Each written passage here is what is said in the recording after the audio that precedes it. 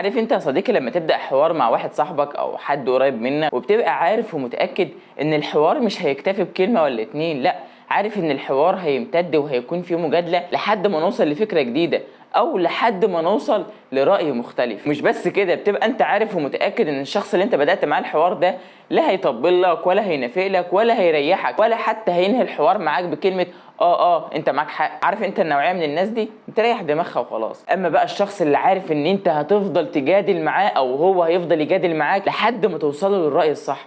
وانا هنا مش بتكلم على كلمة المجادلة اللي هي العناد، لا انا مقتنع بفكرتي، لا ده انا اللي مقتنع بفكرتي، لا انت الصح، لا ده انا الصح. انا مش بتكلم على المجادلة من النوع ده، وانا بسمي المجادلة دي مجادلة اثبات الرأي. كل واحد عايز يثبت رأيه وهو اللي صح بس. لكن المجادلة اللي انا بتكلم عليها هي مجادلة الحوار والنقاش. انا بفضل اتجادل معاك، انا بفضل اتناقش معاك علشان يا اما انت تصحح لي غلطي يا اما انا اصحح لك غلطك. وده اللي انا جاي اتكلم فيه في فيديو النهارده. فيلا بقى كده كفايه مقدمه، تعال نشوف فيديو النهارده بيتكلم على ايه. فيلا بينا، يلا بينا. في الاول كده تعال اسالك سؤال، احنا ليه اصلا محتاجين الناس دي في حياتنا؟ احنا ليه محتاجين الشخص اللي بيجادلنا؟ طب ما احنا ممكن نكتفي بفكره ان الشخص اللي بينافقني او الشخص اللي بيطبل لي ده ما هو بيريحني وبيريحني في فكري وبيريحني في حياتي، وهو الدنيا بتعدي وخلاص. احنا ليه اصلا ندور على الناس اللي بتجادلنا؟ احنا ليه اصلا بندور على الاختلاف؟ لان يا صديقي لو انت فضلت طول حياتك متحوط مع ناس بتطبل لك او متحوط مع ناس بتوافقك الراي بيقول لك انت صح دايما، انت لا انت كله تمام، وتلاقي ان العمليه سهله في الحياه كده، انت اصلا مش هتحس بمتعه في الحياه، انت مش هتحس بصعوبه، انت مش هتحس انك انت بتتطور. حاجه بقى الاهم يا صديقي، انك انت لو انت شخص حكيم انت دايما هتكون مقتنع بان انا عايز اراء مختلفه. انت دايما بتحاوط افكارك وبتحاوط اسئلتك مع الناس اللي حواليك علشان تطور من نفسك. والشخص الحكيم ده يا صديقي لما يتشاور معاك في موضوع ما وانت تقول له لا والله وجهة نظري ان الحاجة دي غلط محتاجة تتطور، هو مش هيقولك لا ده انا اللي صح او لا ده انت اللي غلط.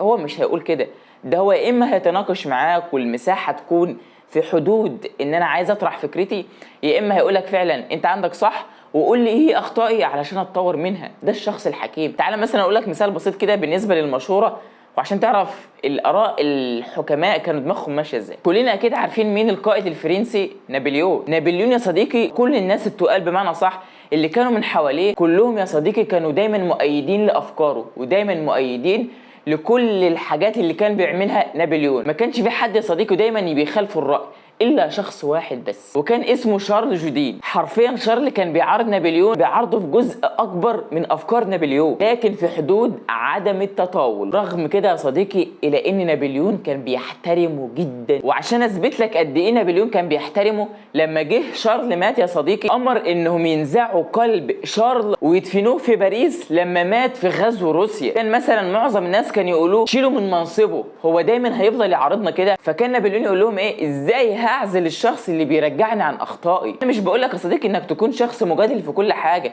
انا بقول لك بلاش تكون شخص مطبلات او بلاش يكون كل اللي حواليك يكون فيهم الصفه دي. وحاجه بقى ليك، انا ما اعرفش الناس هتاخدها بالمعنى الصحيح ولا الناس هتنحرف في مكان ما، لكن انا هقول اللي عليا. لما يجي مثلا حد يقول لك الحاجه دي ممنوع انك انت تقرب لها، بتكلم في العموم، بتكلم عن العلم، بتكلم عن المعرفه، بتكلم عن التطور، تمام؟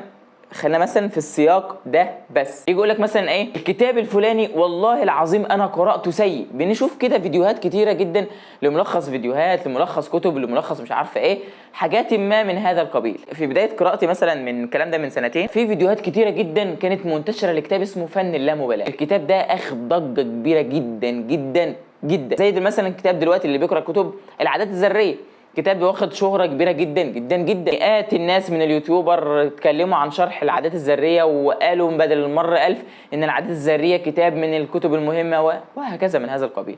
انا متفق معاهم نوعا ما في كتاب العادات الذرية، لكن نفس الكلام اللي كان بيتقال في العادات الذرية ده اتقال على كتاب فن اللامبالاة. الكتاب اسمه لوحده كان ضجة. انا من لما حد يجي يسألني على الكتاب ده اقول له ان الكتاب ده اتباع علشان الاسم بتاعه بس. انا على المستوى الشخصي انا بقول لك ان الكتاب ده مش قوي، مش هيجي مثلا في كتاب زي نادي الخامس صباحا دلوقتي مثلا، او مش هيجي في كتاب مثلا زي العادات الذريه. فانا جاي مثلا اقول لك دلوقتي ان مش كل ما واحد مثلا قال لك، انا مثلا قلت لك دلوقتي العادات الذريه حلو، هل انت خلاص بقى العادات الذريه حلو؟ انا قلت لك دلوقتي ان الفن لا مبالاه وحش، فانا اقول لك ان او مش وحش، مش قوي، فخلاص بقى الفن لا مبالاه سيء؟ لا، انا مش بقول لك كده، انا بقول لك دي وجهات نظر، فانت تاخد وجهه نظري تقول لي مع احترامي ليك من وجهه نظرك، اقرا الكتاب وبعد كده ابقى احكم. فالحكم ده ليك انت، الحكم ده مش على حاجه تانية. فانت لما تيجي تاخد من مصادر او لما تيجي تاخد تطور من نفسك، تاخد من كذا حاجه، ما تكتفيش من موقع او من كلام واحد او من شخص واحد. وهكذا بقى في حياتنا يا صديقي. شوف كم واحد يا صديقي من المعلمين قالوا لك في طفولتك ممنوع انك انت تقرب الحاجه الفلانيه، ممنوع مثلا انك انت تبحث او انك انت تتكلم مع فلان لان فلان السيء ده و يا ما سمعنا من طفولتنا وكنا فعلا ما بنقربش او ما بنهابش الحاجه دي. اللي كان بيهاب الحاجه دي وكان بيتجرأ انه يعملها ده كان شخص بيحب التجربه، وده ما اعتقدش انه كان مره في طفولتنا او مره على الاقل خالص لحد مراحل الاعداديه. ففي حاجات كتيره اتقالت لنا ممنوع ممنوع ممنوع ممنوع وكنا فعلا بنقول ممنوع. فانا ضد الفكره دي، انا ضد فكره انك انت تمنع او انك انت تقول ممنوع لشخص ما، انت باي عقل تقول ممنوع؟ فالحاجه اللي امثله كتيره من الناس قالتها عليها ممنوعه لما بنقراها ممكن تكون ميولك او ممكن تكون دي حاجه فيك انت تكتشفها فيما بعد. فبلاش نقول كلمه ممنوع دي للناس اللي بتعلم اجيال، وبلاش للناس اللي طالعه من تحت اللي هو زينا واللي تحت مننا واللي اعلى مننا شويه، بلاش تكتفي باي حد قال لك ممنوع انك تقرب للحاجه الفلانيه او ممنوع انك تقرا الحاجه الفلانيه او تتخطى الحاجه اللي انت ما بتفهمش فيها. لا، غامر، لان المغامره دي ممكن يوصلك لحاجات انت نفسك تكون مستمتع بيها. انا دلوقتي شخص مش بحب الجيمنج، ولا فكرت في وقت من الاوقات ان انا احمل بابجي او ان انا احمل لعبه على التليفون او الكلام ده كله. انا شخص طلعت ميولي مش حابه الحاجه اللي زي كده، رغم كده الا ان انا بحب ان انا اسمع فيديوهات من وقت للتاني للناس بتلعب جيمنج. هكذا بقى في كذا واحد بيقدم محتوى على اليوتيوب. في ناس يقول لك مثلا ايه، لا انا بحب الجيمنج فانا مش هسمع لواحد بيقرا كتب، انا مثلا واحد بيغني فانا مش هسمع لواحد بينشي.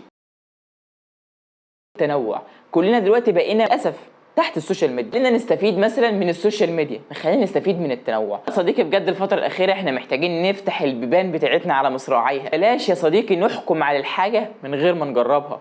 بجد جرب الحاجه ودوس فيها وكمل فيها، اتش هي ميولك ولا دي حاجاتك ولا دي دماغك، سيبها واتجه لغيرها، بس ما تحكمش على الحاجه من قبل ما تجربها. فملخص الفيديو يا صديقي نقسمه على 3 حاجات. اول حاجه اياك ثم اياك ثم اياك تزعل من حد بيقول لك على اخطائك، بالعكس ده الشخص اللي ما بيطبلكش، ده الشخص اللي عايزك تتطور. الحاجه الثانيه يا صديقي، احنا ممكن نكون مرتاحين مع الشخص اللي بيوافقنا الرأي، لكن خليك متأكد انت هتتعلم من الشخص هيكون مناقض ليك، ده اللي انت هتتعلم منه. فدايما اختار اللي انت تتعلم منه مش اللي ترتاح معاه. اما الحاجه الثالثه يا صديقي، ان المشكله مش في التنوع بتاع اراء البشر، لا ابدا، المشكله في ان كل شخص مقتنع بان هو اللي صح والباقي كله غلط. اما الحاجه الرابعه بقى يا صديقي المهمه جدا، انك انت تعمل اللايك وتعمل الشير بقى وتعمل شويه الحاجات الحلوين دول عشان نستمر في نشر الفيديوهات بقى يا صديقي.